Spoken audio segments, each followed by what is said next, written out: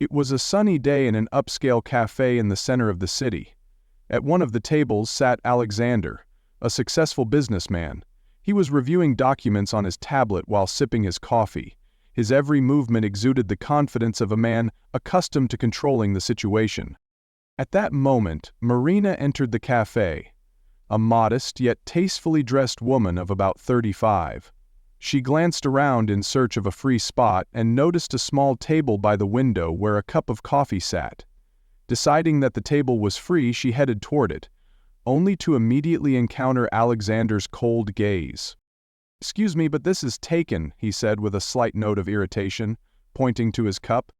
"Oh, I'm sorry, I didn't notice," Marina replied shyly. Alexander turned away, pretending to continue working. Marina, with a sigh, began looking for another spot, but suddenly froze and looked at him intently. "Wait, Alexander, is that you?" she said in surprise. He looked up, and his face lit up with recognition. "Marina, oh my, how many years has it been?" They exchanged brief remarks about how long it had been since they last met. However, the joy of the reunion was quickly replaced by Marina's mocking tone. "Well, who would have thought we'd meet here?" she said with a touch of irony. "Although, to be honest, I always knew you'd turn out to be quite the office hero. I remember how you used to cheat on tests in school and still managed to get C's." Alexander tensed slightly but smiled, maintaining his composure. "Well, times change," he replied evasively. "Now I'm just an ordinary office worker, nothing special." Before Marina could ask the next question, Alexander's colleague, Daniel, a young, energetic manager, entered the cafe and immediately headed toward their table. "Ah, there you are. We've just finished discussing the details at the Techno-Build office," Daniel began, but paused upon noticing Marina. Alexander quickly interrupted him with a warning look. "Daniel, this isn't the best time. I'm busy. We'll discuss it later, okay?" Daniel, clearly taken aback, nodded and left, casting a curious glance at Marina. She in turn looked at Alexander in bewilderment. "A deal, Techno-Build?" she repeated, squinting. "So you work for that huge corporation?" No, Alexander waved his hand, trying to keep a light tone. "An acquaintance just asked me to help with a project. I'm just a small fry." Marina smirked, clearly not entirely believing his words, but decided not to probe any further. An awkward pause arose between them, which Alexander decided to break with an invitation. "Hey, how about we have coffee together, for old time's sake?" Marina hesitated but agreed. They sat down, and the conversation continued, although a slight tension already hung in the air. Alexander realized that he had started a game from which he now needed to find a way out. After their first meeting in the cafe, Alexander and Marina began to communicate more often. Their conversations grew longer, and their meetings became more regular. They chose cozy spots, small parks, modest cafes, and old bookstores. For Marina, this was a familiar setting, while for Alexander it was the discovery of a new world. During one of their meetings, Marina talks about her life. She works as a literature teacher at an ordinary school, lives in a small apartment on the outskirts of the city, and spends her free time reading books or taking walks with friends. Her voice is full of warmth when she speaks about her students and how delighted she is when one of them manages to spark an interest in literature. "You know, I don't need much," she says. "The main thing is that work brings pleasure and that there are good people around." Alexander listens to her with genuine interest. He had never before considered such simple things. In his world, everything was always measured in money, status, and success. But now he feels that her words resonate somewhere deep within him. To maintain his image as a poor worker, Alexander deliberately exaggerates his difficulties. "Oh, I wish I had your confidence. My boss is a real tyrant. He constantly pressures me, demands the impossible, and the salary is mediocre. Sometimes I think, maybe I should quit everything and do something different." Marina smiles. "Have you ever tried? Maybe it's worth taking a risk? Life is too short to spend it on things that don't bring joy." Alexander ponders. Her words seem unexpectedly wise to him. One day, Alexander, continuing to play his role, complains to Marina about yet another problem at work. "Can you imagine?" the boss yelled at me again. "He says I compiled the report poorly, and I don't even understand what's wrong with it." Marina, who had always been a top student, offers to help. "Will you show me? I'm not an expert, but maybe we can figure it out together." They sit at a table in the cafe, and Alexander takes out his tablet with the problematic document. In reality, it is just one of his actual reports, which he intentionally altered a bit to appear less professional. Marina reads the text carefully, makes notes, and explains how the phrasing can be improved. "See, nothing complicated, you just need to be a little more attentive," she says with a smile. Alexander thanks her, experiencing mixed feelings. On one hand, he is impressed by her patience and willingness to help. On the other, he feels a bit ashamed of the deception. Together, they begin to discover the simple joys of life. One day, Marina invites Alexander on a picnic outside the city. They take a commuter train, bringing along a blanket, a thermos of tea, and homemade sandwiches. For Marina, this is an everyday activity, but for Alexander, it is a true discovery. "I never thought one could relax like this," he confesses, lying on the grass and watching the clouds. "Usually, I spend my weekends in restaurants or at business meetings. But here, it's so peaceful." Marina laughs. "Well, sometimes it's good to disconnect from all that noise. Nature, silence, no phones. It's just wonderful." Alexander nods. He really enjoys this feeling of freedom.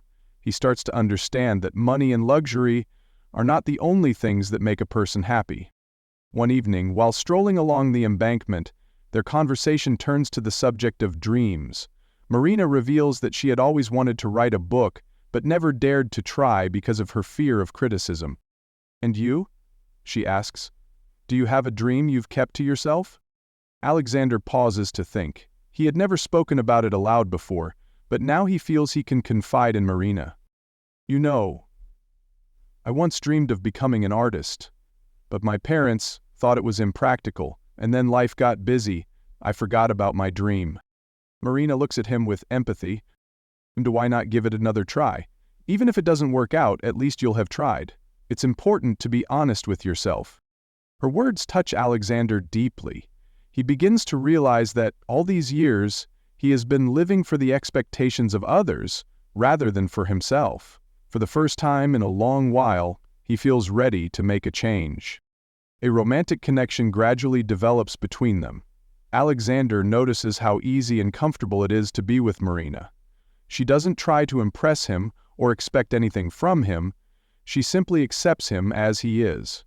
In turn, Marina sees in Alexander a man who, despite his difficulties, remains kind, attentive, and sincere.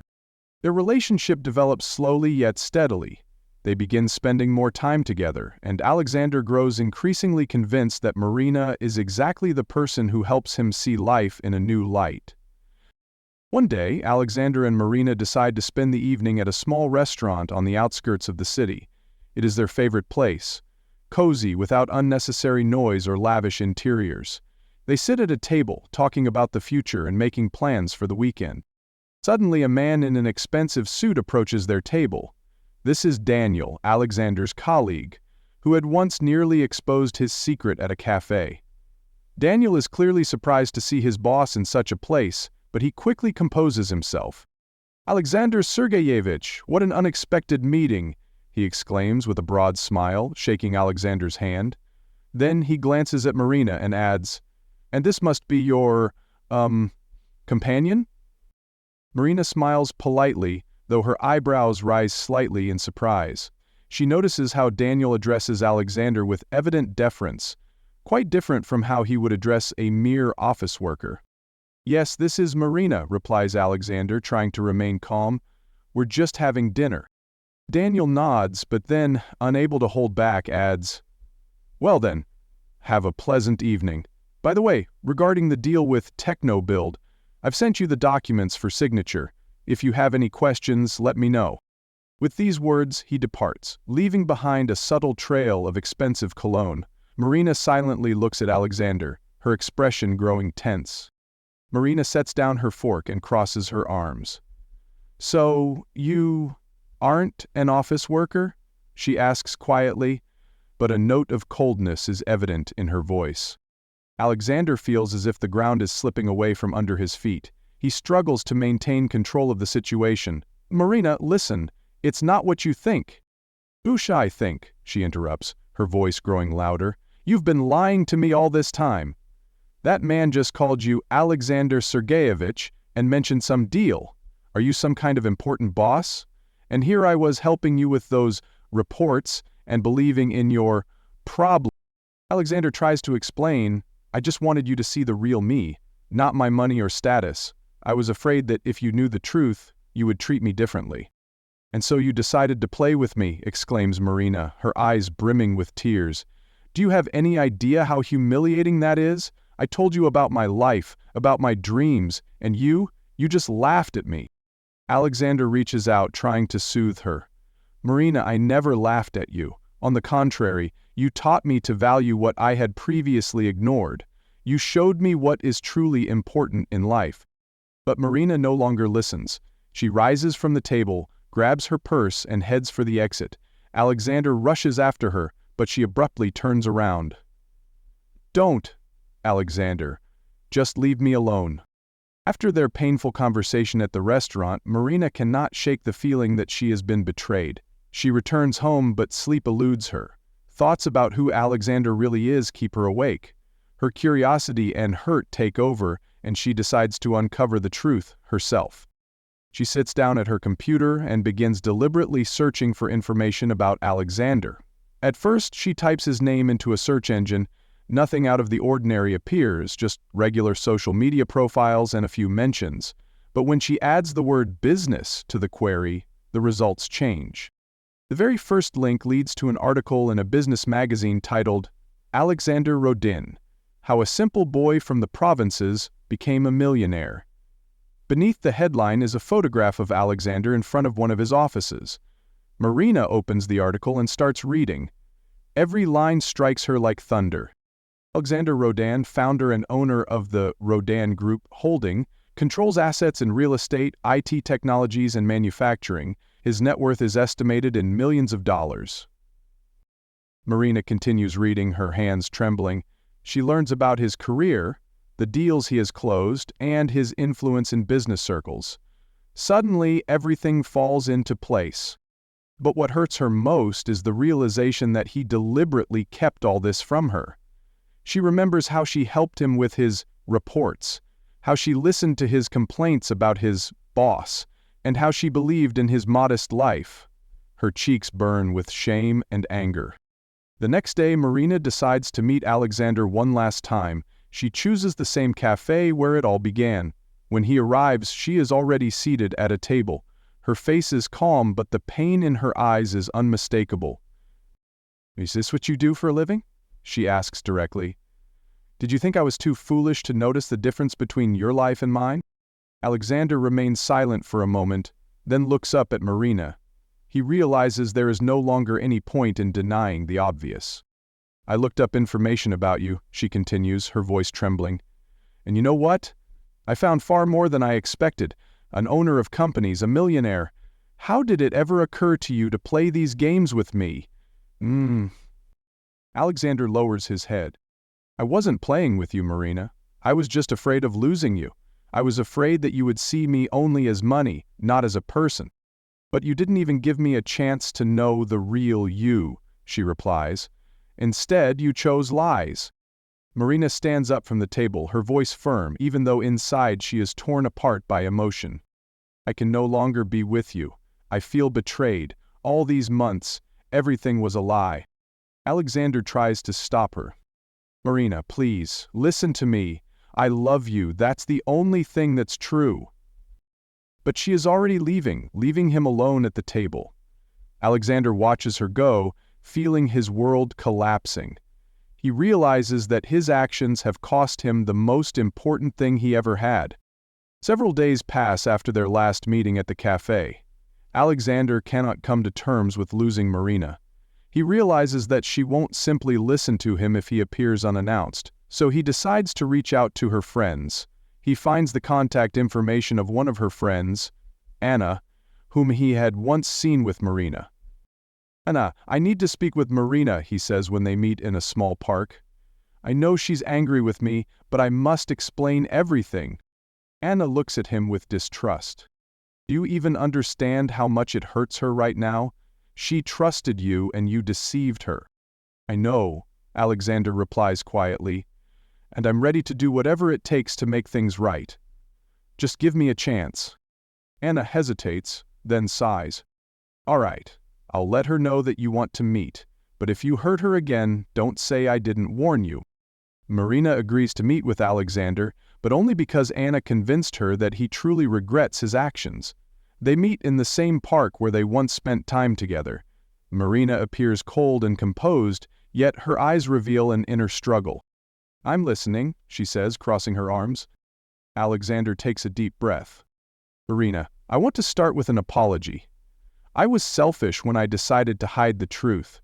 I was afraid that if you knew who I really was, you wouldn't want to be with me. But now I realize that I only made things worse." He pauses to gather his thoughts. "You know, all these months spent with you have changed me. I used to live for money, status, and success. I believed that was what made a person happy, but you showed me another side of life, the side where simple pleasures matter: walks in the park, a cup of tea in the kitchen, conversations about books.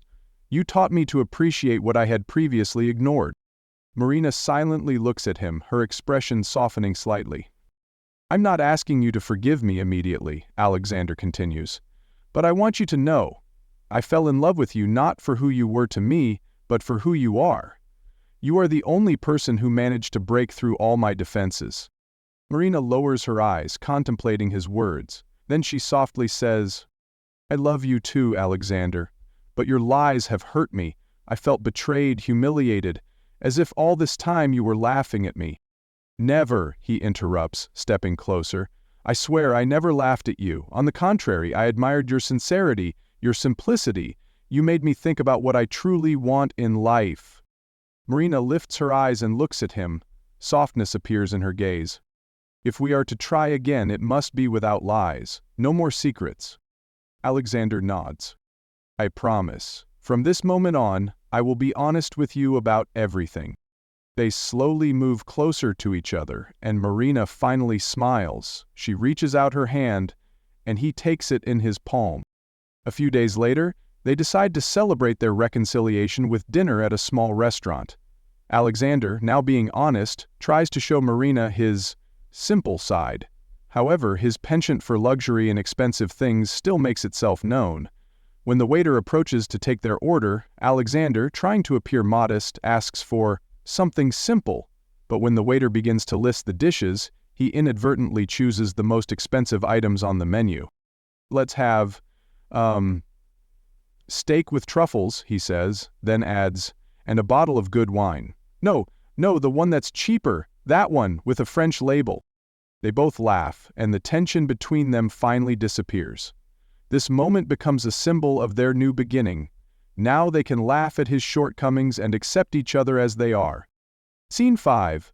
A new stage in the relationship. After dinner, they stroll through the city in the evening. Alexander tells Marina about his plans for the future. He confesses that he wants to change his approach to life and work. "I'm considering stepping back from actively managing companies," he says. "I want to devote more time to what truly matters. Perhaps I'll pursue that passion I've long dreamed of. Remember I told you about my love for painting?" Marina looks at him in surprise. "Are you serious?" "Absolutely," he replies with a smile. "For the first time in a long while, I feel that I can afford to live for myself, rather than for the expectations of others." Marina takes his hand. "I'm proud of you. You're becoming better." They stop by a small shop that sells books and paintings by local artists. Alexander notices a painting, a sunset landscape that reminds them of their first outing outside the city. He buys it, saying, "This will be the start of my new collection, and a reminder of how you helped me change." They return home to Marina's apartment, which has now become their shared, cozy space. They sit on the couch, drink tea, and talk about the future. Alexander is no longer afraid to be himself, and Marina knows that she loves him not for his money, but for the person he is. Sometimes, to find true happiness, you have to lose everything that once seemed important.